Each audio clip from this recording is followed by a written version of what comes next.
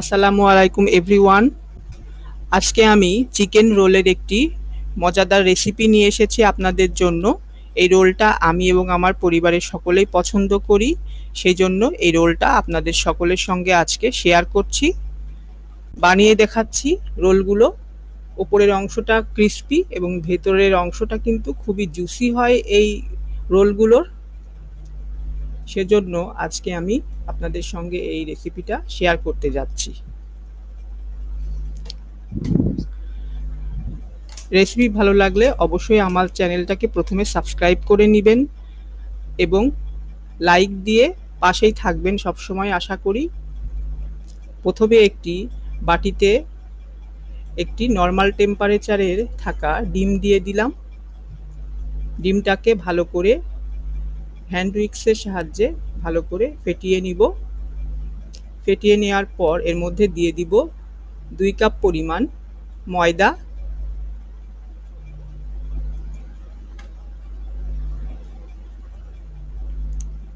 আর দিয়ে দিব পরিমাণ মতো পানি। আগে আমি পানির পরিমাণটা বলছি না, প্রথমে আগে অল্প অল্প করে পানি দিয়ে মেখে নিতে হবে ডোটা। এটা কিন্তু বেশ একদম পাতলা না, নর্মাল একটি পাতলা স্টাইলে একটি ডো তৈরি করে নিতে হবে আমাদেরকে। ঘনত্বটা ঠিক এ ধরনেরই থাকবে। এভাবেই কিন্তু খুব ভালো করে মিশিয়ে নিয়ে রেডি করে নিতে হবে। পানির পরিমাণ আমি দিলাম কিন্তু 3 কাপ। 3 কাপ পানিতেই আমার এই ডোটা ঠিক মতো হয়ে গেল। আর দিয়ে দিলাম 1 চামচ পরিমাণ লেবুর রস এবং পরিমাণ মতো দিয়ে দিলাম লবণ। লবণটা আপনাদের ইচ্ছা মতোই দিবেন টেস্ট করে। এবারে সব উপকরণ মিশিয়ে নিচ্ছি। মিশিয়ে নিয়ে একটি পাতলা এই রকম হবে কনসিস্টেন্সিটা, দেখিয়ে দিচ্ছি। এই কনসিস্টেন্সিতে এসে গেলে বুঝে যাবেন যে এটা রেডি হয়ে গিয়েছে।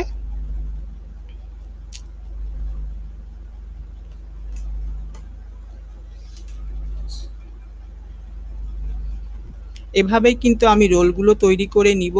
সেজন্য এই বাটিটাকে সাইডে 5 থেকে 7 মিনিটের জন্য ঢেকে রাখবো। এবারে চিকেনের অংশটি আমি রেডি করে নিচ্ছি। আমি 250 গ্রাম পরিমাণ চিকেনের ছোট ছোট টুকরো করে নিয়েছি। দিয়ে দিচ্ছি 1 টেবিল চামচ আদা বাটা, 1 টেবিল চামচ রসুন বাটা, আর দিয়ে দিচ্ছি জিরা গুঁড়া, গরম মশলা গুঁড়া, মরিচ গুঁড়া 1 টেবিল চামচ পরিমাণ প্রত্যেকটাই। সয়া সস দিচ্ছি 1 টেবিল চামচ।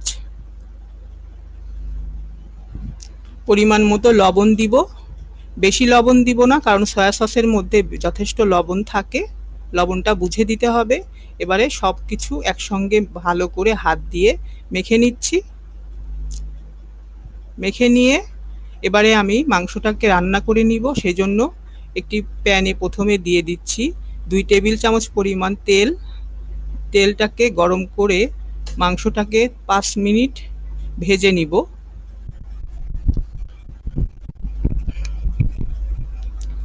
এভাবেই কিন্তু 5 মিনিটের জন্য মাংসটাকে খুব ভালো করে ভেজে নিতে হবে।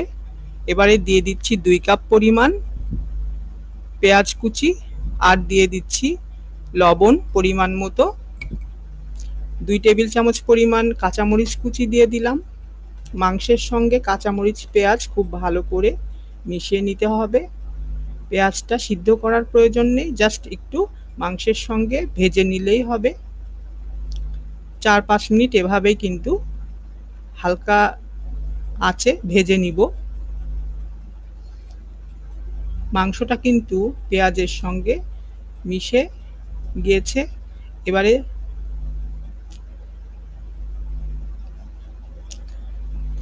কিছুটা পানির মধ্যে 1 টেবিল চামচ পরিমাণ আমি দিয়ে দিলাম কর্নফ্লাওয়ার।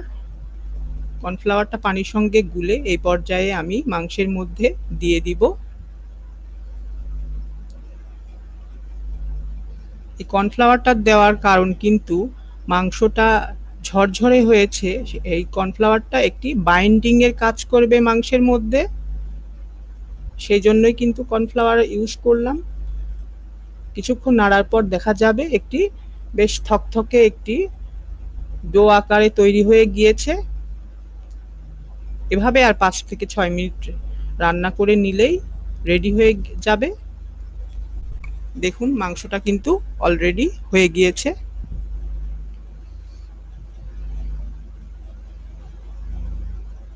এবারে পাতলা যে ব্যাটারটি তৈরি করে নিয়েছি তার থেকে কিছু পরিমাণ ব্যাটার আমি একটি বাটিতে উঠিয়ে রেখে দিব, কারণ এটা পরে আবার ব্যবহার করব।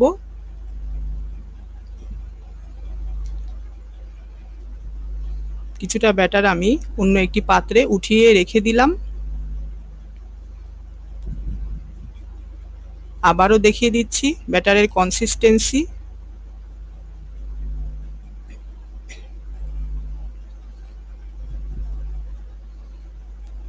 ব্যাটারটি খুব ঘন বা খুব বেশি পাতলা হওয়া যাবে না। এবারে আমি একটি একটি করে শীট তৈরি করে নিচ্ছি রোলের জন্য। প্রথমে একটি পাত্রে প্যানে দিয়ে দিলাম, মেজারমেন্ট কাপের আধা কাপের মাপটাই আমি নিয়েছি। এটা দিয়েই কিন্তু আমি রুটি আকারে একটি একটি করে শীট তৈরি করে নিব। উল্টিয়ে দিয়ে এভাবেই কিন্তু আমি বেশ কিছু শীট তৈরি করব। উল্টিয়ে দিচ্ছি।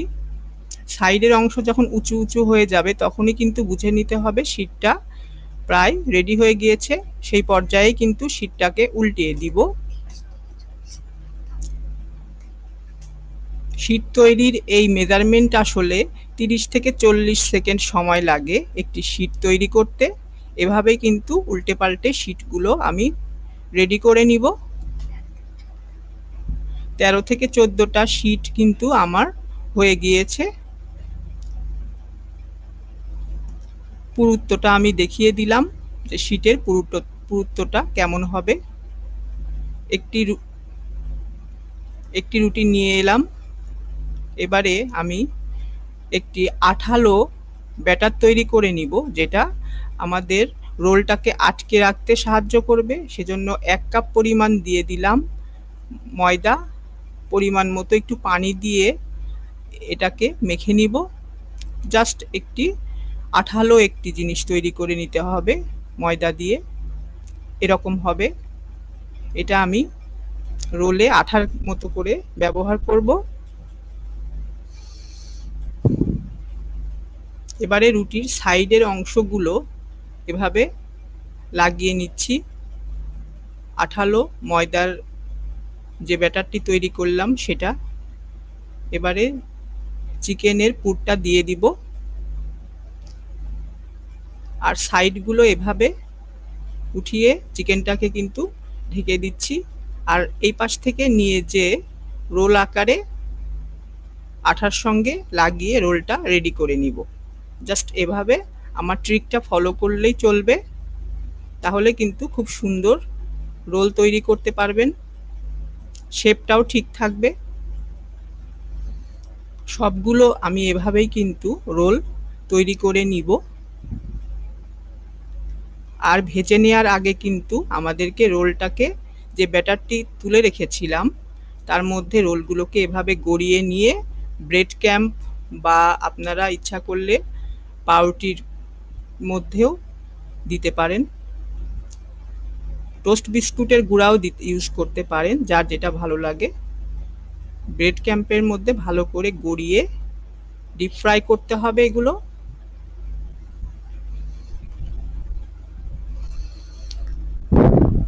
আমার একটি রোল অলরেডি রেডি হয়ে গিয়েছে সম্পূর্ণভাবে। এভাবেই কিন্তু আমি সবগুলো রোল রেডি করে নিচ্ছি। এভাবে সবগুলো রোল রেডি করা হয়ে গিয়েছে। এভাবেই কিন্তু আমরা জাস্ট একবার তেলে ডোবা অবস্থায় ভেজে 1 মিনিটের জন্য সামান্য একটু ভেজে ডিপ ফ্রিজে এগুলো সংরক্ষণ করে রাখতে পারি এবং খাওয়ার সময় জাস্ট একটু ভেজে নিলেই হবে। তাহলে 1 মাস আমরা এভাবে ডিপ ফ্রিজে রেখে ব্যবহার করতে পারবো। এবারে রোলগুলোকে কিন্তু ডিপ ফ্রাই করে নিচ্ছি।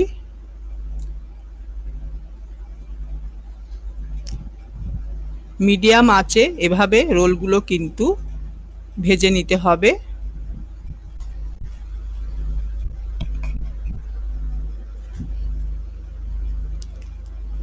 এক সাইড হয়ে যাওয়ার পর আস্তে আস্তে আরেকটা সাইড কিন্তু আমরা ভেজে নেওয়ার চেষ্টা করব।